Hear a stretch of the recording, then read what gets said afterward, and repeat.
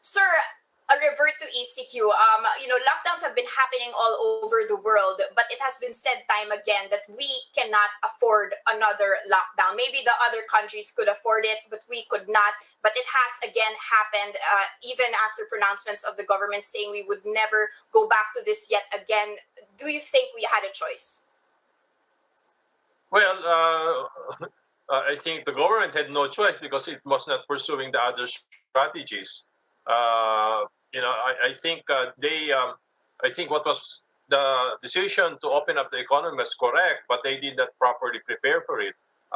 Several things. One, of course, is that the government has still been unable to adopt a smarter testing, tracing, and isolation strategy. So, as you know, there are many uh, even tracing apps. Every LGU has any tracing app. So there's been some confusion with respect to that, no? And I think the testing has not been still enough. In China, they would mass test the entire city, for example. So, secondly, I think the government had more than 1 year, but they didn't uh, properly prepare for a surge capacity, increasing in surge capacity. So I think that's why now you see with little surge where the hospitals are overflowing, even the isolation centers are overflowing. I think they did not properly prepare for really vastly increasing surge capacity when they opened up the economy.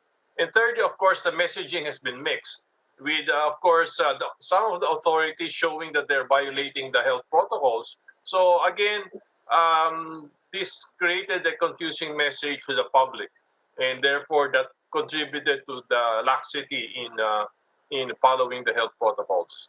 Given the fact that, as you mentioned, even with the lockdowns, we don't have the capacity to increase the testing, we don't have the contact tracing that is required. Can we actually afford, with the risk of rising infections, to just go into a sustained reopening of the economy to save the jobs?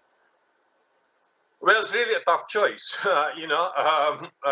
so it's really livelihood and of course public health. But the problem is, of course, this lockdown is also exacting a toll in terms of public health. In terms of the non-COVID cases and also people going hungry. The hunger rate has really vastly increased. So it's really a tough choice. I guess if you ask me, I think they should still open up the economy, but again, do better with respect to the testing, tracing, and isolation strategy, and vastly improve surge capacity.